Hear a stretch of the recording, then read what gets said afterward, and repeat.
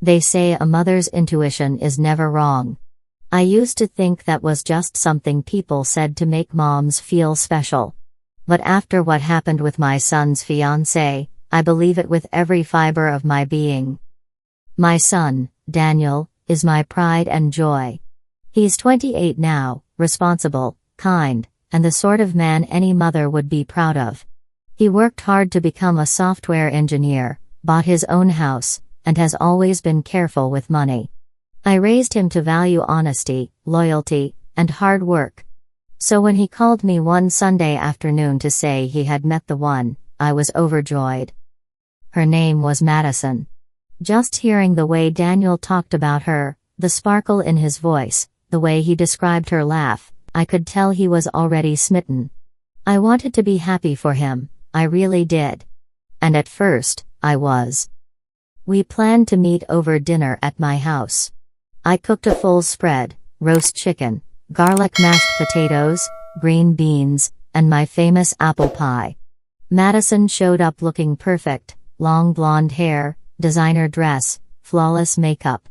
She greeted me with a wide smile and a bouquet of roses, calling me Mrs. Carter in this overly sweet tone. At first glance, she was charming. Almost too charming. She laughed at everything Daniel said, even when it wasn't funny, and kept touching his arm in a way that seemed more like a performance than genuine affection. I brushed it off as first meeting nerves. But then, during dinner, the conversation kept circling back to money, not in an obvious way, but with little comments. She asked about Daniel's salary, how much his house was worth, whether we had any family vacation homes. At one point, she even joked, "Looks like I'm marrying into the good life." Daniel laughed, but something about the way her eyes lingered on me when she said it sent a shiver down my spine. That night, after they left, I couldn't shake the uneasy feeling gnawing at my gut. It wasn't just motherly protectiveness. It was something deeper, a whisper in my mind telling me Madison's love for my son might not be as pure as it seemed. And as I would soon find out, that whisper was right. Dead right. Before Madison entered the picture, it had just been me and Daniel for most of his life. His father, my ex-husband, left when Daniel was only 6. I won't sugarcoat it, raising a child alone wasn't easy. I worked 2 jobs, juggled bills, and sometimes wondered if I was doing enough. But Daniel never made me feel like I had failed him. In fact, he became the reason I pushed through every hardship. We had our traditions. Friday night was always pizza and a movie night. No matter how tired I was from work, I'd pick up a pepperoni pizza and we'd watch old comedies until we fell asleep on the couch. Summers were for road trips in my beat-up Honda, driving to little towns across the state just to try their diners and ice cream shops. Daniel grew into a young man with a quiet strength. He wasn't flashy. He never bragged. He worked hard, saved money, and was the type of person people trusted. When he landed his first big job out of college, he called me before anyone else, his voice full of pride. I still remember the words, "Mom, we made it." I think that's why I was so protective of him, not because he was fragile, but because I knew the kind of man he was. Good men can still be taken advantage of, and Daniel's kindness sometimes made him too trusting. I had seen it before, in friendships, in past girlfriends. He always saw the best in people, even when they didn't deserve it. Our bond was strong. We spoke on the phone almost every day, and he visited me at least once a week. He was the kind of son who would fix the leaky faucet without being asked, who'd bring me flowers on Mother's Day without fail. So when he told me he was serious about someone, I knew it wasn't casual. If Daniel said she's the one, then he truly believed it. I wanted to believe it too. After all, as a mother, there's a special kind of joy in seeing your child happy, and maybe, just maybe, getting to watch them start a family of their own. I imagined holidays with more laughter, maybe grandkids running around the yard. But life has a way of testing your hopes in ways you never see coming. Looking back now, I realized that my guard should have gone up the moment I noticed the shift in our conversations after Madison came along. Little things changed. Daniel started talking less about his own goals and more about Madison's dream lifestyle. He seemed eager to please her in ways that went beyond love, ways that hinted at something deeper, something I didn't yet have the full picture of. And that, I suppose, was the first crack in the foundation I thought was unshakable. When Daniel told me he wanted me to meet Madison, I felt a mix of excitement and nervousness.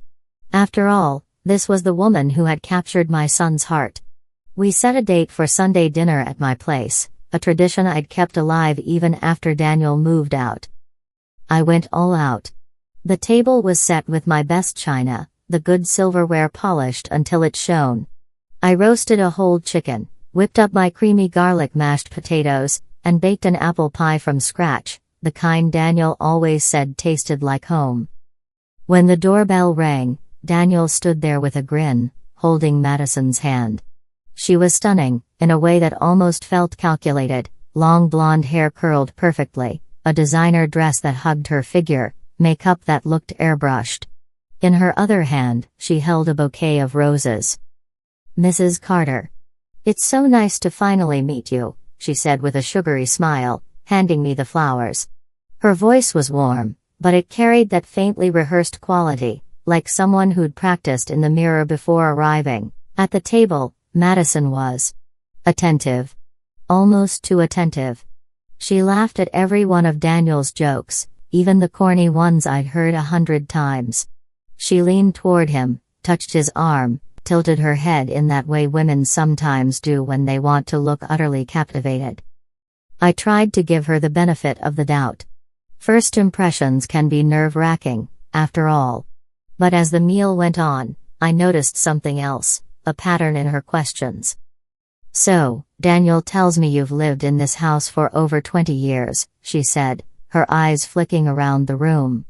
"I bet it's worth a fortune now." A few minutes later, Daniel mentioned you have some family land up north. "That must be beautiful, and valuable." She asked about Daniel's salary. She asked how much his house was worth. And then, with a playful laugh, she said, "Looks like I'm marrying into the good life." Daniel chuckled, but my smile didn't quite reach my eyes.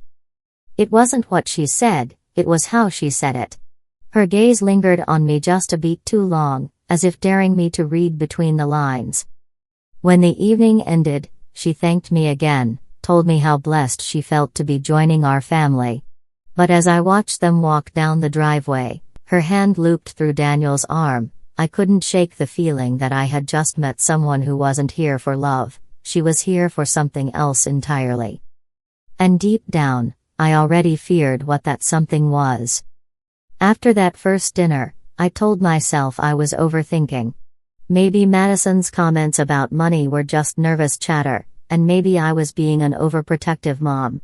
But as the weeks went by, little things began to gnaw at me, small red flags that, once noticed, are impossible to ignore. Daniel had always been independent with his finances. He'd bought his own home, paid his own bills, and even started a modest investment portfolio.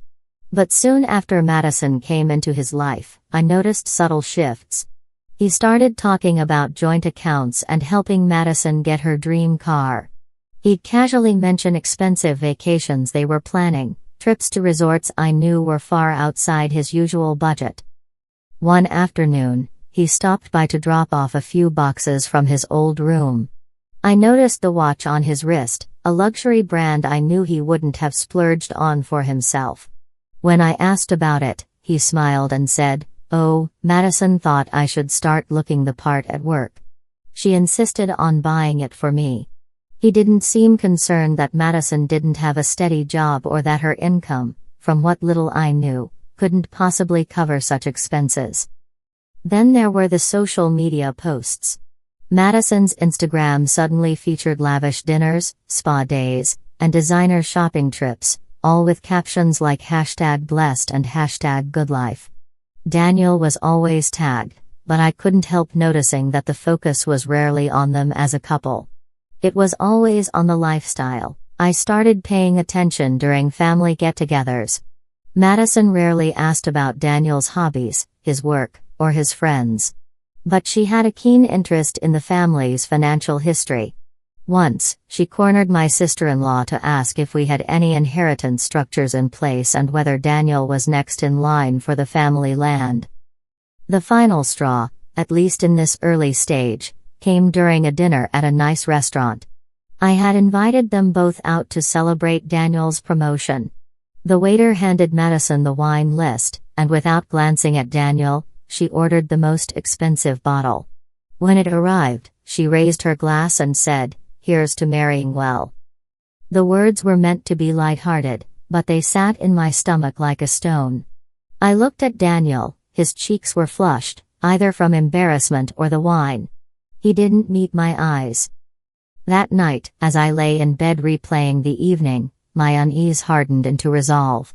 If my gut was right, if Madison was with my son for all the wrong reasons, I needed to know the truth before it was too late. I've never been the kind of person to meddle in my adult son's relationships. But this was different. The knot in my stomach wouldn't go away, and the voice in my head kept whispering, "If you're wrong, you'll feel guilty. But if you're right and you do nothing, you'll lose him." So, I decided to dig, quietly. My first step was subtle. The next time Daniel mentioned Madison's job, I asked a few casual questions. He said she did some consulting work online, but when I pressed for details, his answers were vague. "She works with different clients," he said, "and she doesn't like to talk about it much." That was my first red flag in this little investigation. In my experience, people who don't want to talk about their work usually have something to hide. Then, I started paying closer attention to her social media.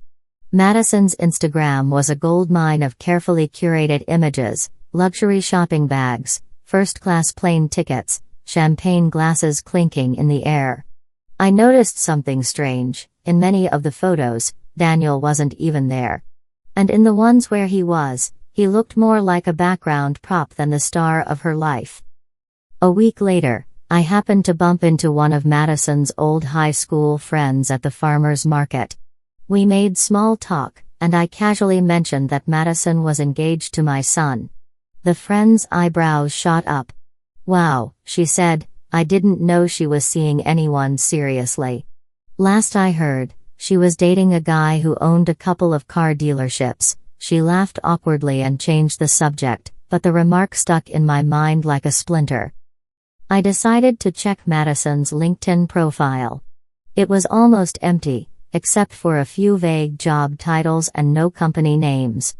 Odd for someone who claimed to have built a consulting empire. The turning point came when I overheard a conversation I wasn't supposed to. Daniel had left his phone on my kitchen counter while he ran to his car. It buzzed with a text from Madison, "Don't forget to bring the bank statements tonight. I need them for my loan application. And make sure your mom doesn't see." My heart pounded in my chest. This wasn't just about an expensive lifestyle anymore. She was trying to get access to his financial documents. That night, as I lay awake, I realized I was now past suspicion. This was a mission.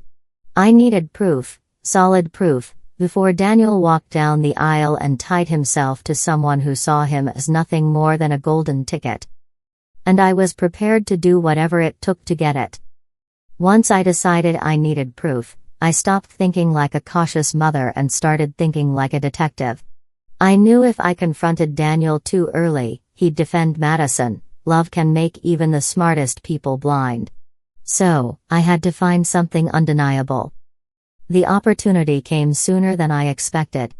Daniel asked me to watch his dog, Max, while he and Madison went away for the weekend.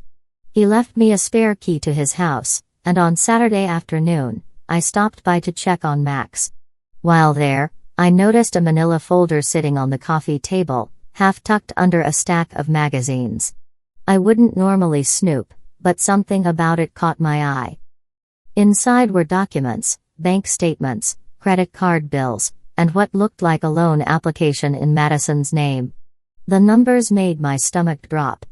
Madison had tens of thousands of dollars in credit card debt. And worse, on the loan form, she had listed Daniel's income as part of her household earnings, even though they weren't married yet. My hands shook as I flipped through the pages.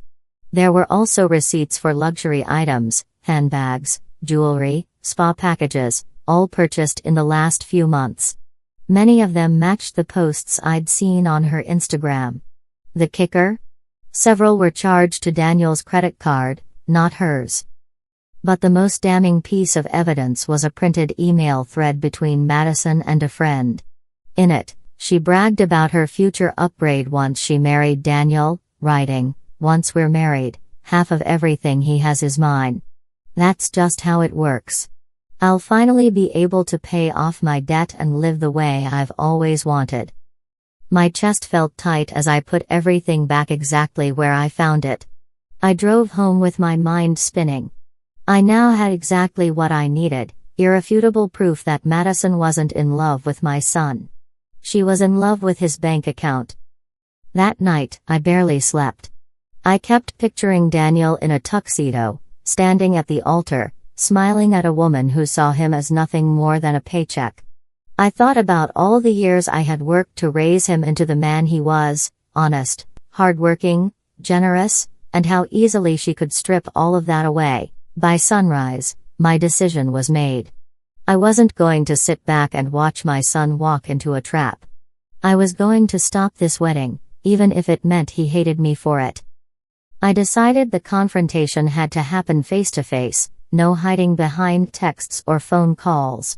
If I was going to accuse Madison of using my son, I needed to look her in the eye when I said it. The next time Daniel invited me over for dinner, I told him I'd be there early to help set the table. What he didn't know was that I wanted a few minutes alone with Madison. When she opened the door, her smile was bright but her eyes flickered, like she wasn't expecting me without Daniel there. "Oh, Mrs. Carter. Daniel's just grabbing wine. Come in," she said, stepping aside. I walked into the kitchen, placed my purse on the counter, and took a deep breath. "Madison," I began, "we need to talk." She tilted her head, feigning innocence. "Sure, what's up?" I didn't waste time. "I know about your debt. I know about the loan application. And I know you've been using Daniel's income, and his kindness, to fund your lifestyle." Her smile froze, then quickly morphed into a smirk. "Wow. You've really been digging, haven't you?" She didn't even bother to deny it. "Do you care about my son at all?" I asked, my voice shaking, "or is he just your ticket out of your mess?" Madison leaned against the counter, arms crossed. "Look, your son's a grown man. He can make his own choices. If he wants to help me, that's his decision. And if we get married, what's his is mine. That's just reality." I felt my blood boil. Reality is, marriage is about love, not about cashing in on someone's hard work. If you think I'm going to stand by and watch you ruin his life, you're wrong. Before she could reply, the front door opened. Daniel walked in, holding a bottle of wine, his eyes darting between us. "What's going on?" he asked slowly. I turned to him, my voice calm but firm. "Daniel, I have proof. I've seen the emails, the debt, the receipts. Madison's not marrying you for love. She's marrying you for money." His face went pale. "What?" he asked Madison. She rolled her eyes. "Your mom is just trying to control you. She's never liked me." "Answer me," Daniel said, his voice rising. Madison hesitated, and that hesitation was all it took. The silence between them was heavier than any words. "I think you should leave," Daniel finally said, his voice breaking. Madison grabbed her purse, shot me a glare that could cut glass, and stormed out without another word. Daniel stood there, stunned. And in that moment, I knew the battle was over, but the war for his trust had only just begun. After Madison walked out that night, the silence in Daniel's living room was deafening. He stood there, the bottle of wine still in his hand, His eyes locked on the front door like he half expected her to come back. I wanted to say something, to wrap my arms around him and promise it would all be okay. But I knew my words would feel hollow in that moment. So I waited. Finally, Daniel sat down on the couch, setting the wine on the coffee table with a dull thud. "You went through my stuff?" he asked quietly. I swallowed hard. I did. And I'm not proud of it. But I couldn't just stand by while someone took advantage of you. You're my son. Protecting you is part of who I am. He ran a hand over his face. "I thought she loved me," he said, his voice breaking. "She loved the idea of what you could give her," I replied gently. "And there's a big difference." Over the next few weeks, Daniel was quieter than usual. He threw himself into work, avoided social gatherings, and rarely brought up Madison. I didn't push. Sometimes healing needs space. But I made sure he knew I was there, dropping off meals, inviting him over for movie nights, sending him little reminders that he wasn't alone. One evening, about a month later, he came over for dinner. In the middle of eating, he set down his fork and looked at me. "You were right," he said simply. "It hurts to admit it, but you were right. I think I wanted so badly to believe I'd found the one that I ignored the signs." I reached across the table and took his hand. "We all want to believe in love. But real love doesn't keep score. It doesn't drain you. It builds you up." Daniel nodded slowly. "I guess I learned that the hard way." We both sat there in comfortable silence for a moment, the kind that only exists between people who've been through something together and come out stronger. That experience changed both of us. For Daniel, it was a painful but necessary reminder that not everyone who walks into your life deserves a seat at your table. For me, it reaffirmed something I'd always known deep down, that a mother's intuition is more than just a feeling. It's a compass. And while I hope I never have to use it to protect him like that again, I know I will, without hesitation, if the day ever comes. They say a mother's intuition is never wrong. Before all of this, I thought that was just a nice phrase, something people said to make moms feel special. But after what happened with Madison, I understand it's something deeper. It's the quiet alarm in your heart when something isn't right. It's the voice that whispers, "Protect them," even when they're old enough to make their own choices. Daniel is moving forward now. He's focusing on his career, spending more time with friends, and, little by little, smiling again. I know he's still healing, but I also know he's stronger for it. And as his mother, that's all I could ever want, for him to be safe, whole, and happy. If there's one lesson I hope people take from my story, it's this: love can make us blind, but the truth always has a way of showing itself. And when it does, you need the courage to face it, no matter how much it hurts, because sometimes, protecting the people you love means risking their anger in the short term, to save them in the long run. This has been my story, one of family drama, trust, betrayal, and the power of a mother's intuition. If you've ever faced something similar, I'd love to hear about it. Your story might just help someone else who's going through the same thing. Thank you for listening to my truth. For more real-life stories about love, loss, resilience, and emotional healing, subscribe to At True Moments Life and join our growing community. Every week, we share heartfelt, raw, and unforgettable tales that remind us we're never truly alone. Speech bubble emoji. Now it's your turn. Do you think I was right to step in? Or should I have let my son figure it out on his own? Share your thoughts in the comments. I read every one.